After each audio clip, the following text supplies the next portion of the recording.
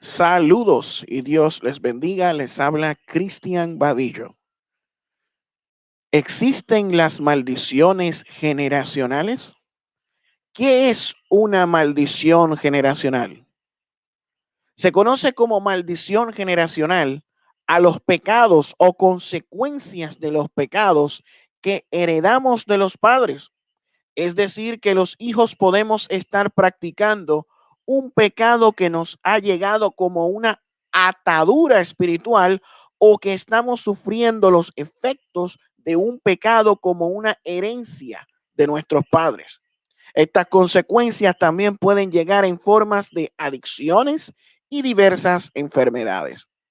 Un sector de la iglesia, el área pentecostal, enfatiza en este tema y suele motivar a los creyentes a hacer una evaluación retrospectiva, a investigar los pecados de sus padres, de sus progenitores, enseñando que puede que esa sea la razón de un pecado que estén practicando o de un patrón pecaminoso persistente en sus vidas.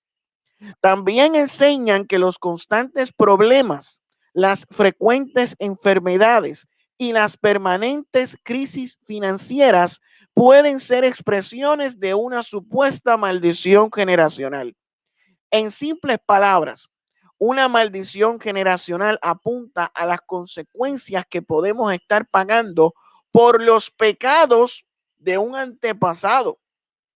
Si ese es el caso, entonces el creyente no podrá librarse de esa condición a menos que se le practique una liberación o un exorcismo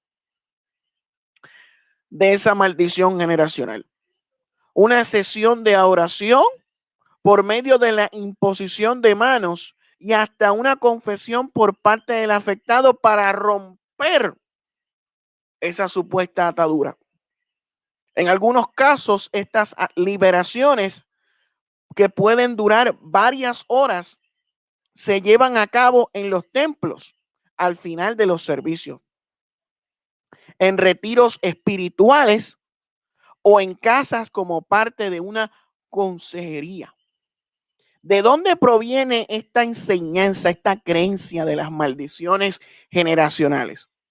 El texto bíblico más utilizado como soporte para esta enseñanza se encuentra en Éxodo capítulo 20, como parte de los 10 mandamientos que recibió Moisés en el monte Sinaí. No los adorarás ni los servirás, porque yo, el Señor tu Dios, soy Dios celoso que castigo la iniquidad de los padres sobre los hijos hasta la tercera y cuarta generación de los que me aborrecen. Éxodo capítulo 20, versículo 5. La misma advertencia se repite luego en Deuteronomio capítulo 5, versículos 1 al 11. Por tal razón, hagamos el esfuerzo de observar la enseñanza de este pasaje para así poder entender cómo nos compete a los creyentes hoy. Debemos entender de una mejor manera lo que quiere decir Éxodo capítulo 20, versículos 4 al 5. Es claro que las consecuencias del pecado de la idolatría eran terribles y el Señor quiso crear esta conciencia en el pueblo. Entonces, ¿qué quiere decir que Dios visitará la maldad de los padres sobre los hijos hasta la tercera y cuarta generación? ¿Es esto una evidencia de las maldiciones generacionales en la Biblia? Lo que debemos entender de este versículo es que se trata de un principio y no de una condición irreversible. Es decir, esto no debe ser comprendido como una sentencia definitiva que condenaba sin esperanza a hijos de padres pecadores. El principio es que habrían consecuencias por la maldad y esas consecuencias afectarán también a los hijos. Pero esto no era un absoluto en el sentido de que los pecados de los padres serán condiciones irreversibles para los hijos. Es así. Para entender este texto describiremos dos escenarios que ilustran bien estas consecuencias. Si un hombre roba, ese pecado no solo afecta al ladrón, sino también en un sentido muy real a los hijos. Porque si ese hombre es encontrado y es juzgado, ya no podrá estar con su familia, no podrá proveerle a su familia. Además, si robar es el estilo de vida de esa persona, hay una gran probabilidad que los hijos también sean inclinados y movidos a lo mismo. Una conducta aprendida de los padres, los hijos de los padres. Otro ejemplo, digamos que un padre de familia es un alcohólico.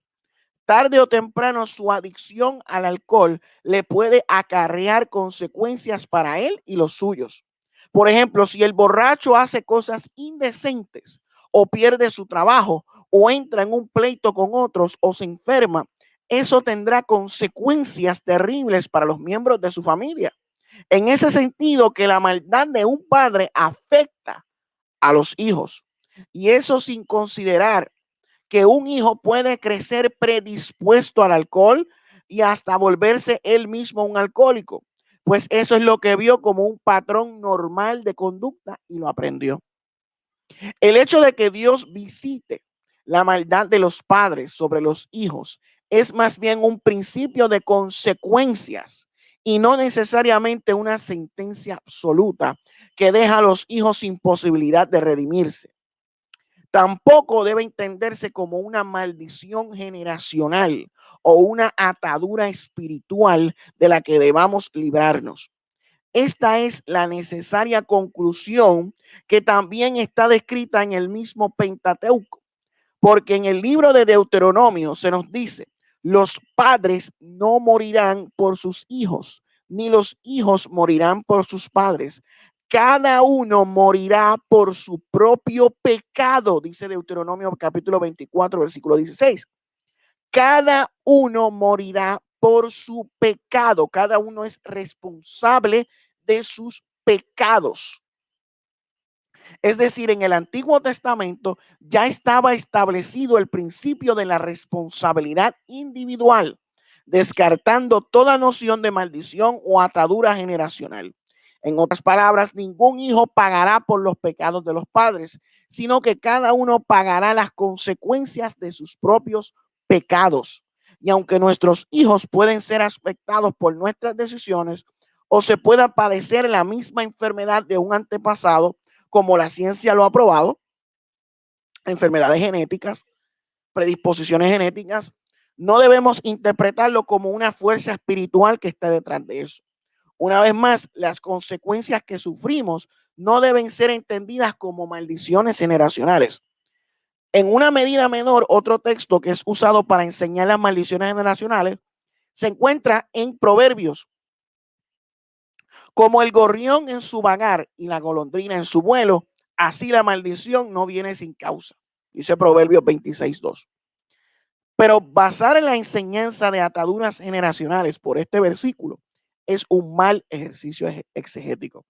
Primero, porque en este pasaje no se está hablando de las consecuencias que los hijos reciben por los pecados de los padres. Más bien, la línea de pensamiento del autor está orientada a la insensatez del necio. Segundo, porque el texto original de Proverbios 26:2 dice, como el gorrión en su vagar y la golondrina en su vuelo, una maldición no tiene causa, que no tiene causa, no se posan. Lo que este proverbio quiere decir es más o menos esto. No te preocupes si alguien te maldice sin que seas culpable. Tal maldición no tendrá efecto. La maldición que con su boca alguien profiera contra un inocente no tiene poder de hacerle daño. De la misma manera que un ave no daña a nadie cuando vuela. Este texto no está enseñando absolutamente nada de ataduras espirituales ni de maldiciones generacionales. Es un antiguo error. El hecho de culpar a otros por nuestras desgracias es algo tan antiguo como desde el Edén. No asumir la responsabilidad individual de nuestro pecado es precisamente lo que hizo Adán al culpar a Eva cuando fue confrontado por Dios. Y eso también lo que hizo Eva al culpar a la serpiente cuando fue confrontada por su creador.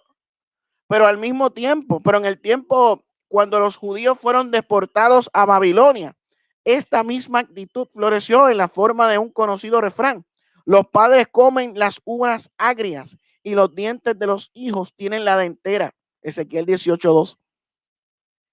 El pueblo de Israel está cautivo en Babilonia.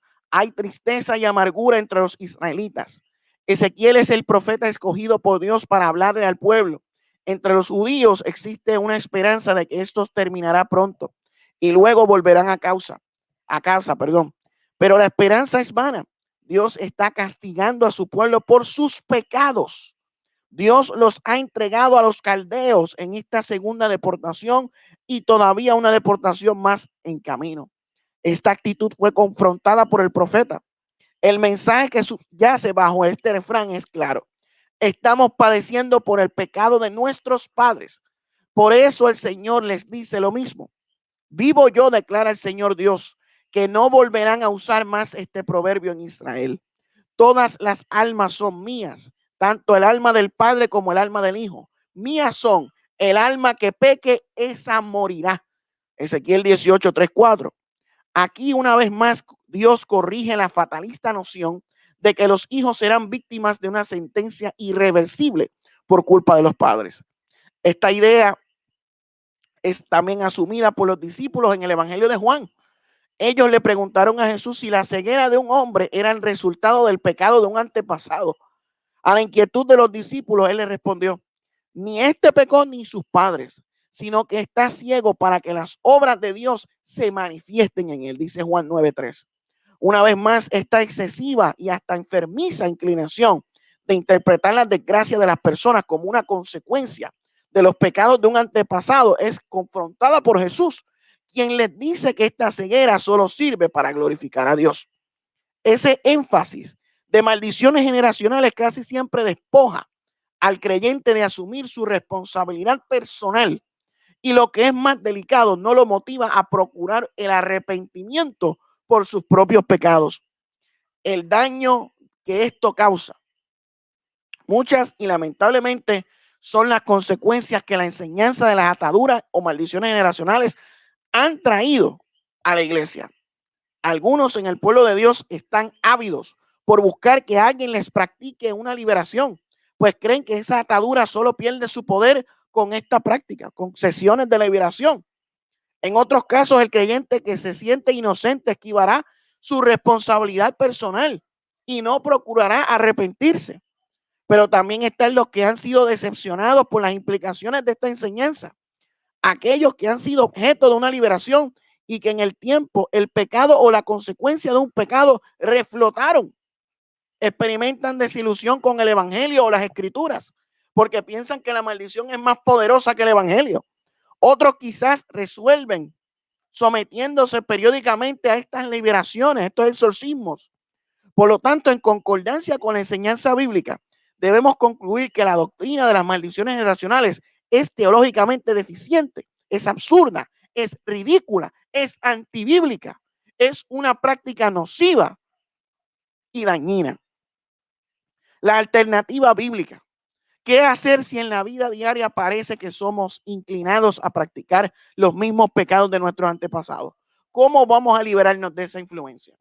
Para empezar, respondiendo a esta legítima pregunta, debemos establecer que los hombres nacemos muertos en nuestros delitos y pecados, y nuestro corazón está inclinado siempre y únicamente hacia el mal. Solo por la intervención soberana de Dios, los hombres somos regenerados y recibimos un nuevo corazón. En otras palabras, Dios nos hace nacer de nuevo.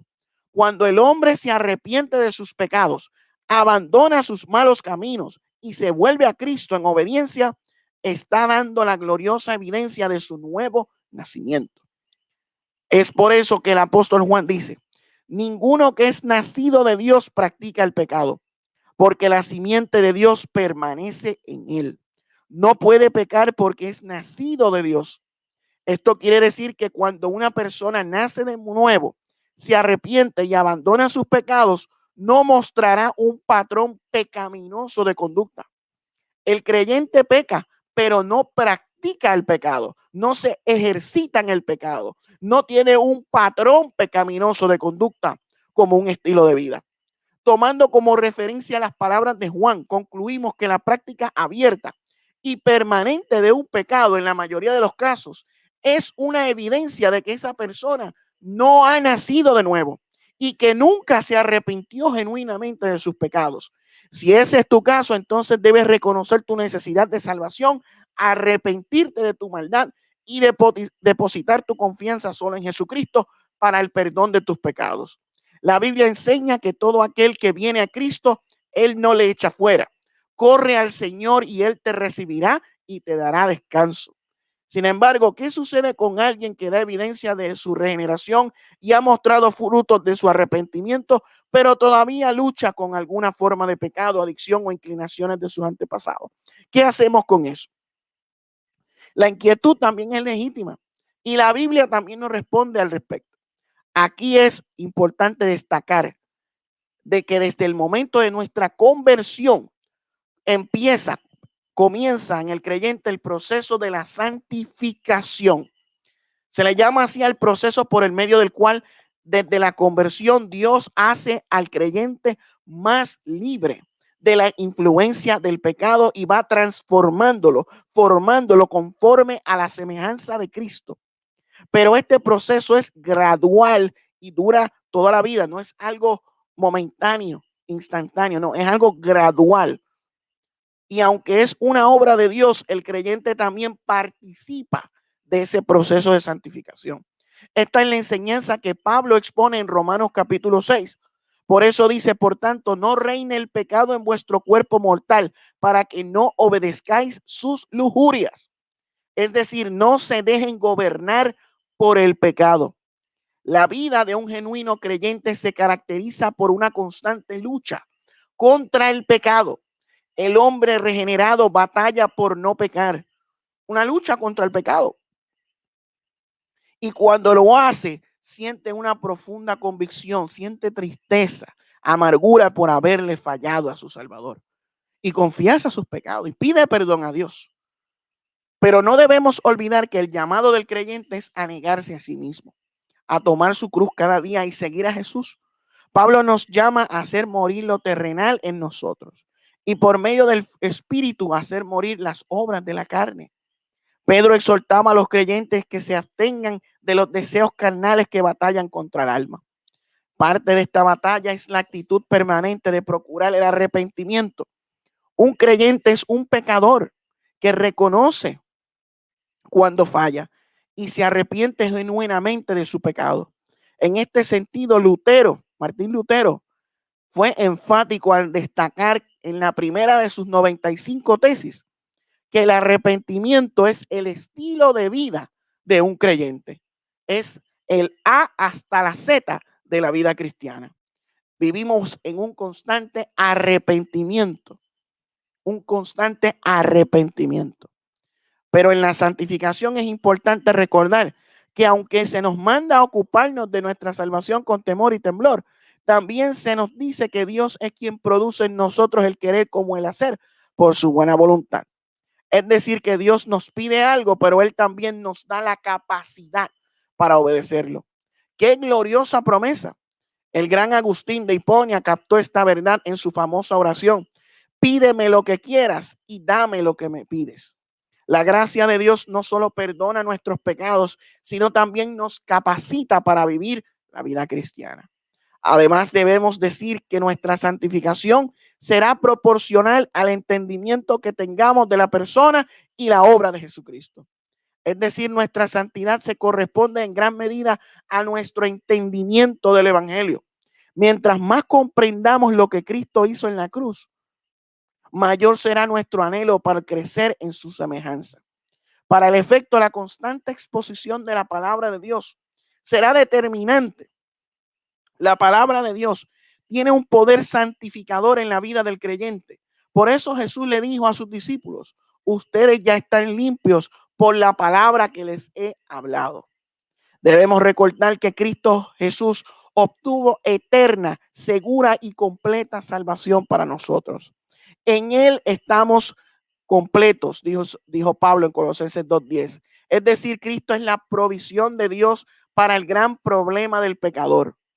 En Cristo tenemos todo lo que necesitamos para nuestra redención, para nuestro crecimiento espiritual, y solo en Él tenemos lo necesario para una vida plena y llena del poder de Dios. Más que mirar al pasado a ver qué tipo de maldición pudiéramos estar sufriendo, miremos hacia la cruz, miremos hacia la cruz y veamos cómo ahora hemos sido bendecidos en Cristo Jesús. Las maldiciones generacionales es una doctrina antibíblica que busca eximir al hombre de su culpabilidad, de la responsabilidad por sus pecados, y busca echarle la culpa a otra persona. No, esa no es la actitud. Nosotros no somos víctimas de ataduras o maldiciones generacionales. Somos culpables y pecadores de nuestros pecados, y debemos arrepentirnos de nuestros pecados y poner nuestra confianza en Cristo, obedeciéndolo en amor, abandonando nuestro pecado. Esto ha sido todo por este video. Que Dios les bendiga y nos vemos en la próxima de vuelta a las bases.